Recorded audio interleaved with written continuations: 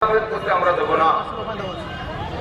BJP এই নীতিতে বিশ্বাস করে ভারতবর্ষের প্রত্যেকটি মহিলা প্রত্যেকটি পুরুষের সমান অধিকার আছে, এটা আমাদের সংবিধানও বলেছে, আর এটা আমরা সত্যি সত্যি মানি। সেই জন্য যখন একজন মহিলা কোর্টে আপিল করেছেন এই তালাক প্রথা রোধ করার জন্য, তালাক প্রথা মানে যে কোনো জায়গায় যে কোনো সময় দাঁড়িয়ে একজন পুরুষ একজন মহিলাকে তালাক তালাক তালাক বলবে, তার সঙ্গে সামাজিক বন্ধন, আর্থিক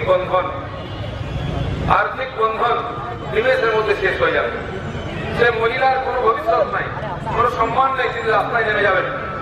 আমরা বারবার খবরের কাগজে মিডিয়াতে দেখেছি, টিভিতেও লাইভ দেখেছি। কোর্ট সারা সময় থেকে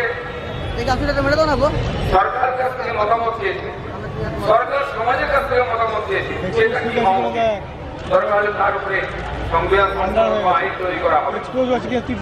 আমরাও আজকের রাস্তায় এসে সমাজের সামনে বিষয়টা তুলে ধরেছি। আমাদের পার্টির যে মহিলা শাখা আছে, মহিলা মোর্চা, তারা আজকে এই সভার আয়োজন করেছেন, আমাদেরকে আমন্ত্রণ করেছেন। আর আমরা মহিলাদের এই দুর্দিনে তাদের অধিকার প্রতিষ্ঠিত করার জন্য তারা যেন সম্মানের সঙ্গে মাথা উঁচু করে এই দেশের নাগরিকত্ব বোধ করতে পারেন এবং এই যে সম্মানের নাগরিক হিসাবে থাকতে পারেন, এখানে আসতে পারেন সমস্ত অধিকার নিয়ে, সেই জন্য তাদের শাখার সঙ্গে আমরা দাঁড়িয়েছি, সমর্থন জানাতে।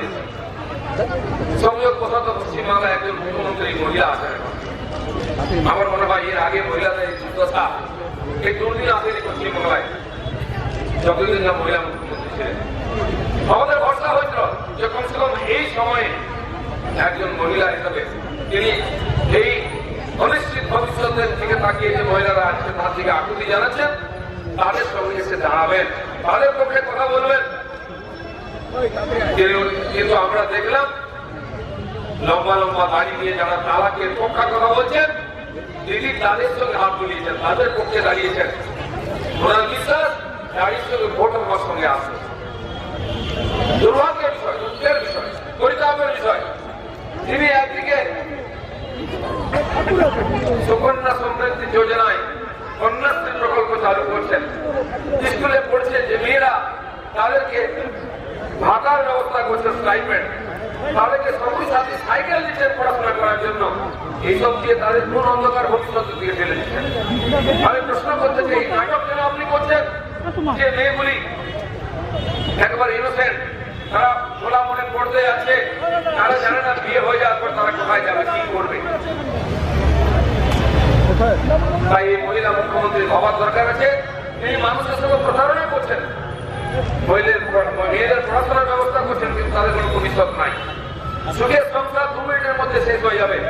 সেদিন আমরা টিভিতে দেখেছি, স্বামী স্ত্রী ঝগড়া হয়ে গেল একটা বাচ্চাকে নিয়ে, ও রাস্তার উপরে দাঁড়িয়ে 3 তালাক দিল, দুজন আলাদা হয়ে গেল। সেই মহিলার ভবিষ্যৎ কি, তার সন্তানদের ভবিষ্যৎ কি? এই তালাক প্রথার জন্য আমাদের দেশে যে ক্রিমিনালাইজেশন হচ্ছে, অপরাধীকরণ, তার একটা দায়ী। একজন মহিলা 3-4টি বাচ্চা নিয়ে রাস্তায় নেমে যাচ্ছেন, তারা যাওয়ার পরে সে বাচ্চাদের খাওয়ার ব্যবস্থা নেই, থাকার ব্যবস্থা নেই, পড়াশোনা শিক্ষা সংস্কারের ব্যবস্থা নেই। সে একটু বড় হলে কি করবে? তাকে তো পেটের জন্যই খারাপ রাস্তায় যেতে হবে। অপরাধীকরণ হচ্ছে, অপরাধমূলক কাজকর্মের সঙ্গে যুক্ত হয়ে যাবে। তাই একটি মুসলিম সমাজের মধ্যে অপরাধীকরণ বাড়ছে। এটা পুরো দেশের পক্ষে একটা সমস্যা, একটা থ্রেট। একটা বিশেষ সমাজ থেকে কিছু সংখ্যক লোক যারা অনিশ্চিত ভবিষ্যৎ নিয়ে বেঁচে থাকে, সমাজের নিয়ম কানুনকে, আইন কানুনকে না মেনে অপরাধ করতে থাকে, তো সেখানে বাকি সমাজ শান্তি ও সুখে থাকতে পারে না। তাই দেশের ভবিষ্যৎ, দেশের সমাজের ভবিষ্যৎ আজকে অন্ধকারে। তাই এই তালাক প্রথা রদ হওয়ার দরকার আছে। যদি তালাক হয়, দুজনের তালাক পাওয়ার অধিকার আছে। পুরুষরা তালাক দেবেন, মহিলাদের সঙ্গে পশু পাখির মতো ব্যবহার করবেন, যখন ইচ্ছা বিয়ে করে নিয়ে আসবেন, যখন ইচ্ছা পাঠিয়ে দেবেন। এটা কোনো ভদ্র সমাজে, কোনো সভ্য সমাজে, কোনো সভ্য দেশে এই আধুনিক যুগে চলতে পারে না। তাই আমরা এর বিরুদ্ধে, আমি মুসলিম পুরুষদের অনুরোধ করতে চাই, যারা এই তালাকের পক্ষে বলছেন, মেকানিক্যাল সত্য রাখতে চাইছেন, আপনার যদি 3টি মেয়ে হয়, দুর্ভাগ্যবশত 3 মেয়ে বিয়ের পরে যে তালাকের শিকার হয়ে আপনার মাথায় থাকে, আপনার বাড়িতে চলে আসে বাচ্চা কাচ্চা নিয়ে, আপনার কিরকম লাগবে? আপনার মেয়ে, আপনার বোন, তারা যদি এই দুর্দশার শিকার হয়,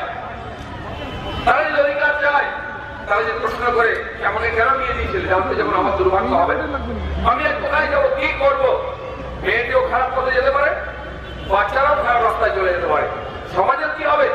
তাই সার্বিকভাবে এই সমাজের দেশের কথা ভেবে আমরা এর বিরোধিতা করছি। আমরা প্রথম থেকে এই এক দেশ এক আইনে বিশ্বাস করি। প্রত্যেকটি নাগরিকের জন্য এই দেশের সংবিধান যে অধিকার দিচ্ছে, সে অধিকার পাওয়ার তার অধিকার আছে। তাই হিন্দু হোক, মুসলমান হোক, শিখ, জৈন, সংখ্যালঘু সমাজে যেই হোক, প্রত্যেকের জন্য নাগরিক আইন এক হওয়া উচিত। সমস্ত অধিকার সুরক্ষা পাওয়ার উচিত তার। সেই জন্য আজকে আমরা এই অবস্থানে এসেছি, এই প্রতিবাদে এসেছি। আমি আশা করব দেশের শিক্ষিত সচেতন জনগণ একে সমর্থন করবেন এবং আমাদের যে রাজনেতারা খালি ভোটের জন্য মহিলাদের ভবিষ্যৎকে অন্ধকারে ঠেলে দিচ্ছেন তার প্রতিবাদ করবেন।